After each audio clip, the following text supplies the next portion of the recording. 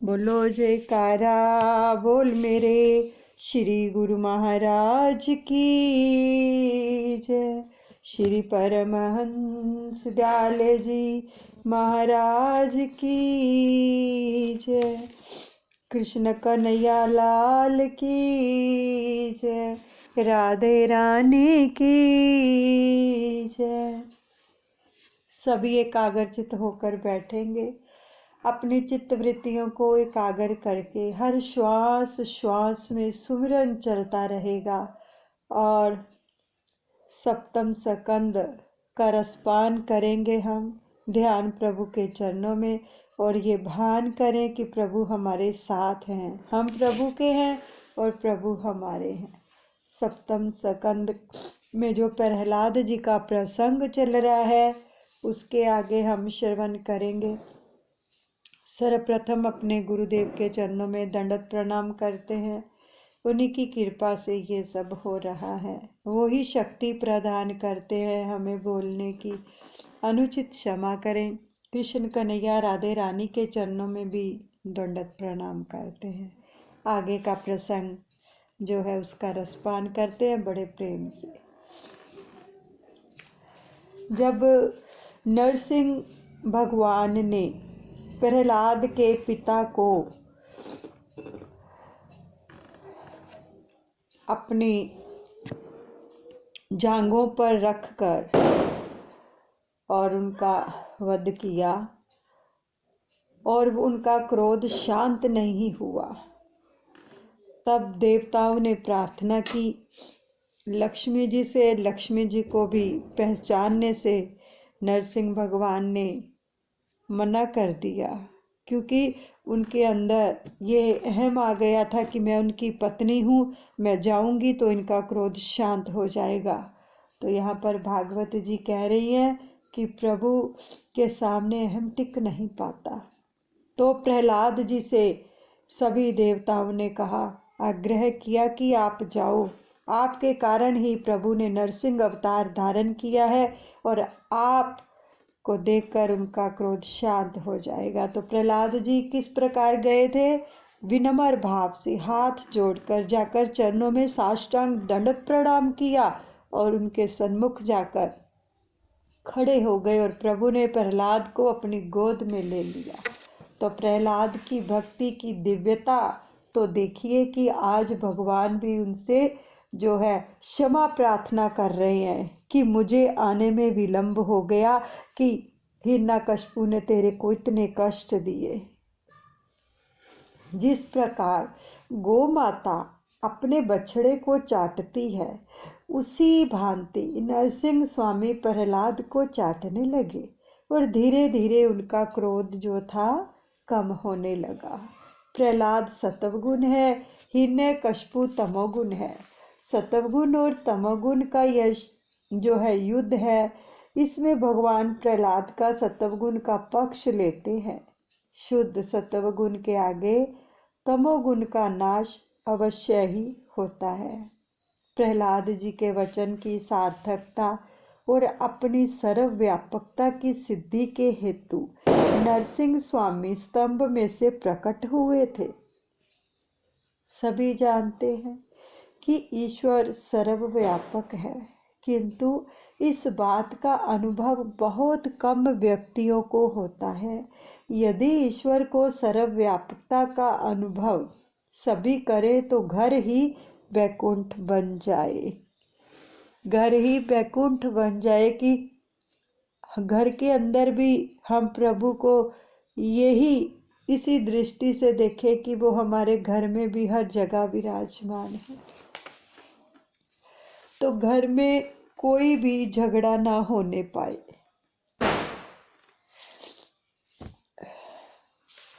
उस घर से पाप का नाम ही मिट जाए। देखो कितने सुंदर वचन है। इसलिए तो घर को भी एक मंदिर कहा गया है ना, कि मंदिर के अंदर कभी भी कलह क्लेश नहीं करते हैं, दूसरों का अपमान नहीं करते हैं, ऊंची वाणी में बात नहीं बोलते हैं मंदिर के अंदर।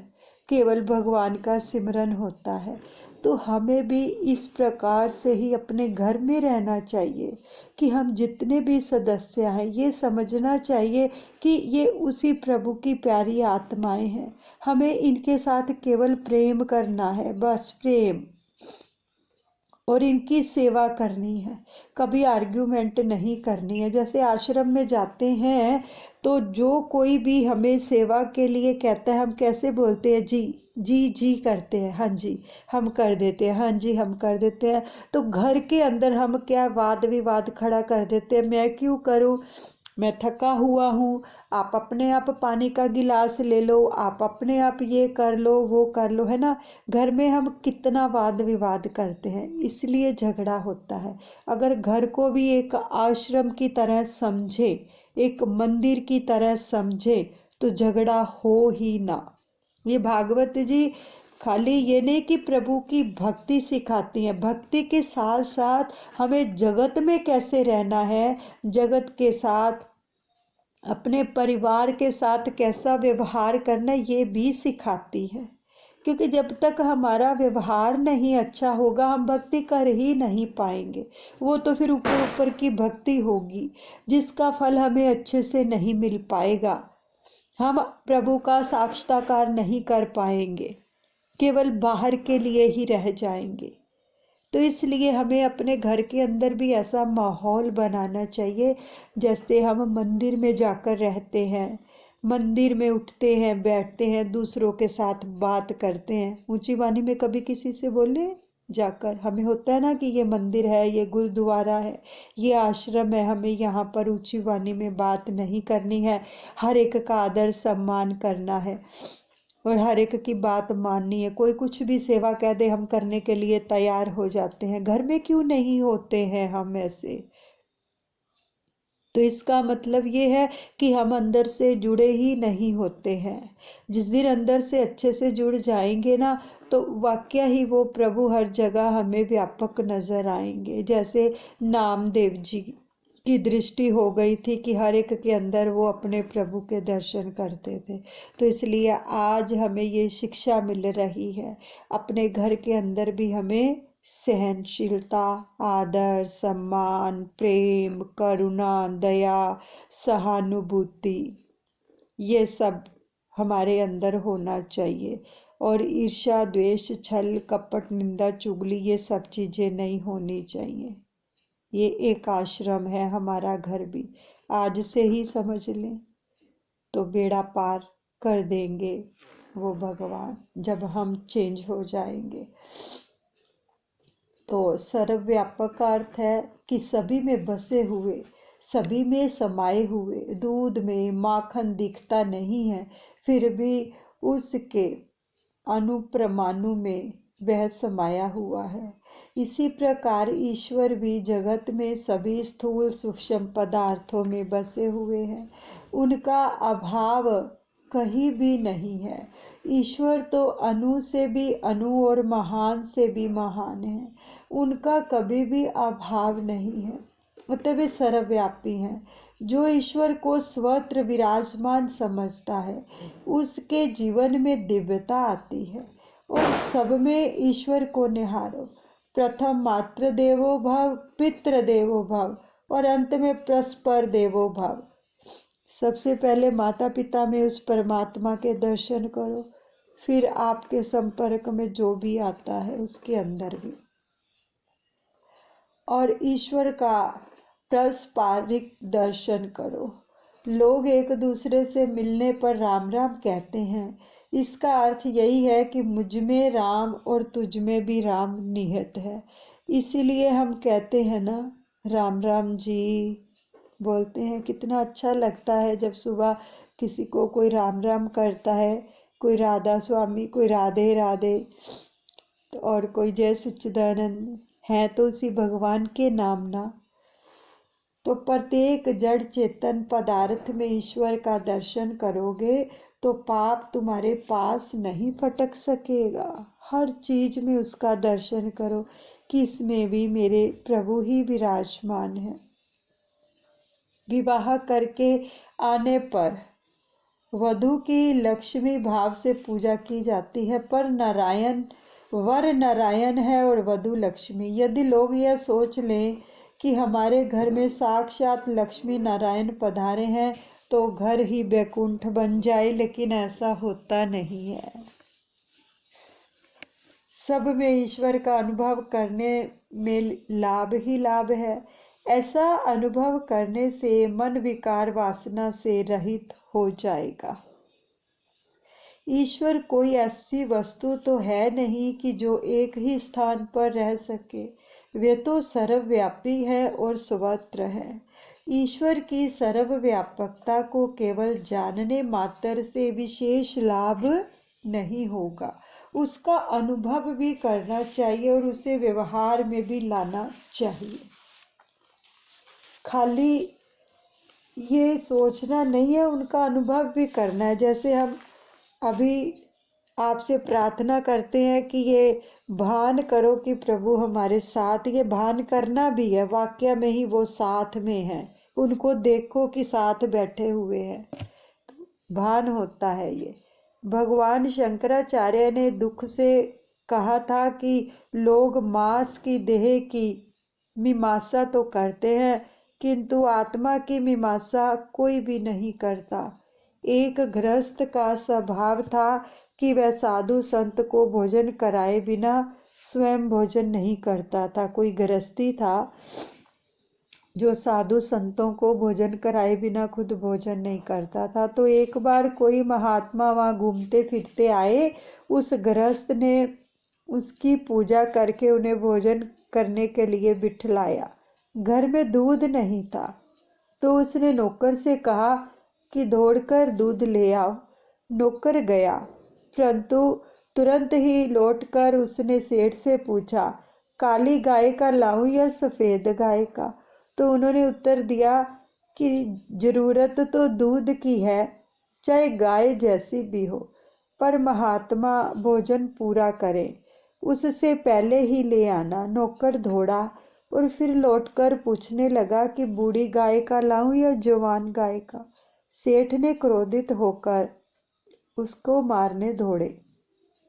महात्मा ने सेठ से क्रोध का कारण पूछा तो सेठ ने कहा, कितना मूर्ख है यह नौकर, कई बार उसे दूध लेने भेजा है फिर भी वह नहीं ला सका। तो महात्मा ने कहा कि जो परमात्मा इस सेवक में है वही तुम्हारे शरीर में भी है, और हमें शरीर की नहीं, शरीर में बसे हुए परमात्मा की आवश्यकता है। तुम दोनों में ही एक प्रभु का वास है, उसे मत मारो। देखो ये कितने सुंदर वचन सच में आते हैं। यही से हम सकारात्मक होते हैं। जब हमारे भाव सकारात्मक हों, पॉजिटिव हों दूसरों के लिए। कोई भी कह रहा है कुछ, लेकिन हमें ये देखना है कि इसके अंदर भी वो परमात्मा है। तो सभी में एक ही ईश्वर का वास है। प्रत्येक स्त्री पुरुष में, प्रत्येक जड़ चेतन और स्थावर जंगम वस्तु में उसी प्रभु के दर्शन करो। जगत में मूर्ख कोई भी नहीं है, ईश्वर के ही सभी अंश हैं। जो अन्य को मूर्ख मानता है वह स्वयं मूर्ख है।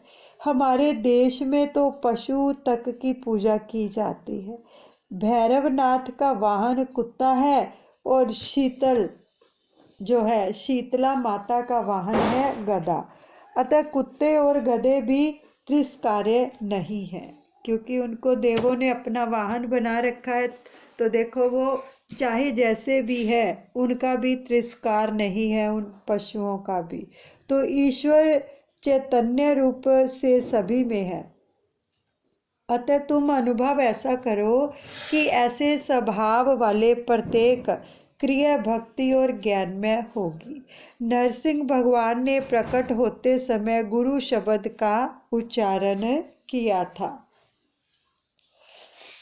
यह सच है कि ईश्वर सर्वत्र है, किंतु जब तक सतगुरु की ओर से दिव्य दृष्टि ना मिले तब तक ईश्वर के दर्शन नहीं किए जा सकते। जो जितेंद्रिय है वही स्वतंत्र है, और स्वतंत्र मनुष्य को स्वेच्छाचारी बनाता है। अतः स्वतंत्र और स्वच्छंदी ना बनो। बुद्धि का कभी विश्वास मत करो। किसी संत को गुरु बनाकर उसके अधीन रहो। जो तुम्हें पाप करने से रोके, ऐसे किसी संत के अधीन रहो। देखो यहाँ पर बहुत सुंदर वचन आ रहे हैं कि ऐसे संतों का सानिध्य प्राप्त करो जो आपको पाप करने से रोकें। गुरु करना ही चाहिए, किंतु गुरु बनाने के पूर्व अच्छी तरह से यह सोचना परख लेना चाहिए कि जिस व्यक्ति को तुम गुरु बनाने जा रहे हो वह योग्य और सुपात्र भी है या नहीं। किसी ने कहा है, पानी पीना छान के, गुरु करना जान के। वर्तमान जगत के किसी महापुरुष में यदि तुम्हें श्रद्धा नहीं है तो प्राचीन महात्माओं को ही गुरु मानकर उनके अधीन रहो। महापुरुष अमर होते हैं। शंकराचार्य और वल्लभाचार्य जैसे संत अमर हैं। उन्हें गुरु मानकर उनकी सेवा करो तो उनका भी क्या है, उनका भी आप आश्रय लो। गुरु के बिना कल्याण नहीं हो सकता। किसी संत के चरणों का आश्रय लेने पर सतगुरु कृपा करेंगे। यदि वे संत कृपा करेंगे तो तुम्हारी मानसिक वासना और विकारों का नाश होगा। मन बुद्धि की वासना संत सेवा के बिना दूर नहीं होती। मन पर सत्संग सेवा का अंकुश रखो। बुद्धि को किसी संत के चरणों में लगा दो। जब तक बुद्धि परमात्मा से विवाहित ना हो जाए तब तक उसे संत के अधीन ही रखो। सतगुरु की कृपा के बिना हर किसी में ईश्वर के दर्शन नहीं हो सकेंगे। जगत में वैसे तो कई संत हैं, किंतु उन सभी पर हमारे कल्याण का उत्तरदायित्व नहीं है। हम जिसे गुरु बनाए वही संत हमारे कल्याणार्थ उत्तरदायी है। जिसको हम गुरु धारण करेंगे, जिनसे नाम दीक्षा लेंगे, वही हमारा कल्याण कर सकते हैं, क्योंकि हम उनके अधीन हो जाते हैं, उनकी शरण में चले जाते हैं। शीघ्रता से बिना सोचे समझे किसी को गुरु बनाना भी अच्छा नहीं है। गुरु बनाने से शिष्य के पापों का उत्तरदायित्व गुरु के नाम पर आ जाता है। शिष्य के पापों का न्याय करने के समय गुरु को भी वहां बुलाया जाता है।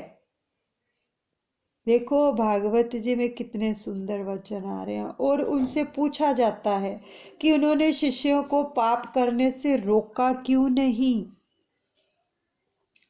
उसे सन्मार्ग पर क्यों नहीं ले जाया गया। तब शिष्य के साथ साथ गुरु को भी दंडित होना पड़ता है।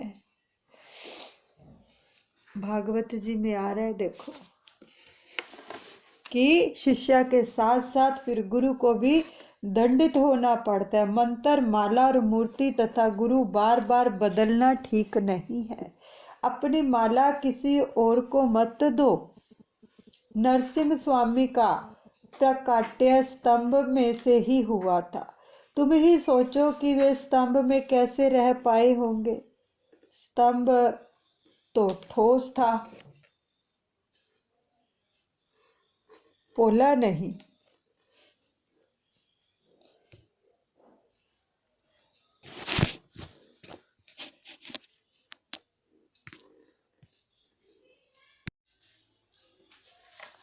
ठाकुर जी अंदर कैसे रहे होंगे। ठाकुर जी तो उक्त स्तंभ में सूक्ष्म रूप में ही बसे हुए थे, पर प्रहलाद जी की भक्ति से आकर्षित होकर उन्होंने स्थूल रूप धारण किया था। प्रहलाद का प्रेम इतना शक्तिशाली था कि प्रभु को सूक्ष्म रूप छोड़कर स्थूल रूप धारण करना पड़ा। और शिवजी उमा से कहते हैं, अगुण रूप अलख जग अज जोई, भगत प्रेम बस सगुण सोई। हरि व्यापक सर्वत्र समाना, प्रेमते प्रकट होई मैं जाना। अतिशय प्रेम के बिना प्रभु अपने स्वरूप का दर्शन नहीं देते हैं। प्रभु के साथ प्रेम करना होगा। देखो, सच में जिन प्रेम किया तिन ही प्रभु पाया। जब तक प्रेम नहीं होगा ना हृदय में, चाहे हम जितने मर्जी भजन गा लें, जितना मर्जी सत्संग सुन लें, कर लें, प्रभु के दर्शन नहीं होंगे। क्योंकि प्रेम का होना बहुत जरूरी है। प्रेम से तो आप कुछ भी किसी भी तरह पुकारोगे, प्रभु आ जाएंगे। लेकिन प्रेम होना बहुत ही आवश्यक है। सगुनहु अगुनहु नहीं कछु भेदा, यानी प्रहलाद जी की प्रेमा भक्ति से आकृष्ट होकर भगवान निराकार से साकार बने। निराकार में थे, स्तंभ के अंदर दिख थोड़ी रहे थे, लेकिन उसने ऐसा प्रेम किया कि उनको साकार रूप में दर्शन देने पड़े। बुद्धि जब तक सूक्ष्म नहीं हो पाती है, उससे ईश्वर का चिंतन नहीं हो सकता। परमात्मा प्रेम के कारण ही साकार रूप धारण करते हैं। परमात्मा निर्गुण भी है और सगुण भी और निर्गुण भी, और सगुण तत्व एक ही है। निर्गुण ही सगुण क्या है जापता है। प्रभु स्थूल भी हैं और सूक्ष्म भी हैं, वे कोमल भी हैं और कठोर भी हैं। तो वेदांती मानते हैं कि ये सब धर्म माया के कारण आभासित होते हैं। वैष्णवाचार्य जो है वो मानते हैं कि विरुद्धा धर्मा श्री परमात्मा है। जो नरसिंह स्वामी हिरण्यकश्यप के प्रति कठोर हो गए थे, है ना, वे ही प्रहलाद के कारण कोमल हो गए। क्योंकि प्रहलाद के अंदर प्रेम बहुत था, प्रेमा भक्ति थी। उसको जितनी मर्जी यातनाएं दी उसके पिता ने, लेकिन उसने उनको रिप्लाई नहीं दिया, केवल प्रभु के नाम में ही मगन रहा वो। ज्ञानी पुरुष सभी में भगवत दृष्टि रखते हैं और दृश्य पदार्थ में से दृष्टि को हटाकर दृष्टा में स्थिर करो। दृश्य में से तो दृष्टि को हटा लो और सर्व दृष्टा सभी के साक्षी परमात्मा के स्वरूप में दृष्टि स्थिर करो। एक थे महात्मा, उन्हें जो कुछ दिखाई देता था ना, वो ईश्वर में दिखाई देता था। उनके निकट आकर एक गृहस्थी ने कहा, मैं ईश्वर के दर्शन करना चाहता हूँ। तो महात्मा ने कहा, समझ लो कि तुम भी ईश्वर ही हो। तो गृहस्थी ने कहा, मैं विश्वास पूर्वक कहता हूँ कि मैं ईश्वर नहीं हूँ। तो महात्मा ने कहा, तुम्हें ईश्वर का दर्शन करना है ना, अतः तुम ईश्वर नहीं हो तो तुम्हारे सिवाय जो भी कुछ दिखाई देता है उसी को ईश्वर मान लो। जगत में कुछ भी दृष्टिगोचर होता है उसमें ईश्वर का दर्शन करो, ऐसा ही मानकर सारा व्यवहार करो। गृहस्थ ने ऐसा वैसा किया तो उसका पाप कार्य अपने आप रुक गया। उसका व्यवहार शुद्ध हो गया जब उसने दूसरों के अंदर ईश्वर को देखना शुरू किया। तो एक बार उसी गृहस्थ ने फिर महात्मा से पूछा, सब में ईश्वर है, ऐसा अनुभव करने से शांति तो मिलती है, किंतु कभी कभी ऐसी शंका भी होती है कि यह सब जो दिखाई दे रहा है उसमें ईश्वर नहीं है, तो मैं क्या करूं? तो महात्मा समझाने लगे कि यदि तुझे लगता है कि कुछ दिखता नहीं है तो उसमें ईश्वर नहीं है और तुझे ईश्वर के दर्शन भी करने हैं, तो अब ऐसा करो कि जो कुछ दृश्यमान है उसमें ईश्वर नहीं है, ऐसा मानकर सभी कुछ का मोह छोड़ दो। तो दृश्यमान के साथ प्रेम ना कर, दृश्य वस्तु ईश्वर नहीं है, तू दृष्टा के साथ प्रेम कर।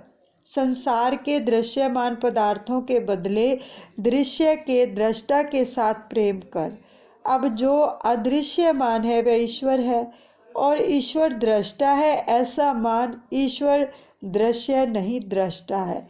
वेदांत कहता है कि ईश्वर दृश्य नहीं है पितु सबके दृष्टा हैं। ईश्वर में दृश्य तत्व का आरोप माया के कारण होता है। जो व्यक्ति सर्व दृष्टा में दृष्टि स्थिर करे उसे प्रभु मिलते हैं। महात्मा ने दो मार्ग बताए, जो दृश्यमान है वह ईश्वर है, जो अदृश्य है वह भी ईश्वर है। ईश्वर दृष्टा है और जो सभी का दृष्टा और सभी का साक्षी है उसे आसानी से कौन जान सकता है। पूर्ण वैराग्य के बिना ज्ञान अनुभव नहीं हो पाता। अतः हम साधारण मनुष्यों के लिए तो भक्ति मार्ग ही अच्छा है। यह जो कुछ भी दृश्यमान है सब ईश्वर में है। वैष्णव मानते हैं कि सभी पदार्थों में ईश्वर है। ऐसा मानकर व्यवहार करने से भक्ति मार्ग में सफलता मिलेगी। ईश्वर के किसी भी स्वरूप के प्रति आसक्ति रखे बिना भक्ति नहीं हो पाएगी। शंकर भगवान समाधि में बैठते थे। समाधि में क्या है? अपने स्वरूप को स्वयं देखना ही समाधि है। इसी के साथ ही हम सप्तम स्कंद को यहीं पर विश्राम देते हैं।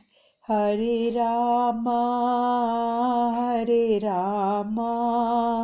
रामा रामा हरे हरे, हरे कृष्णा कृष्णा कृष्णा हरे हरे। श्री राधे गोविंदा गोपाला तेरा प्यारा नाम है, गोपाला तेरा प्यारा नाम है, नंदलाला तेरा प्यारा नाम है। बोलिए सतगुरुदेव भगवान की जय, राधे रानी की जय, कृष्ण कन्हैया लाल की जय। सब अपने सतगुरुदेव भगवान के चरणों में अर्पित करते हैं। अनुचित क्षमा करें प्रभु।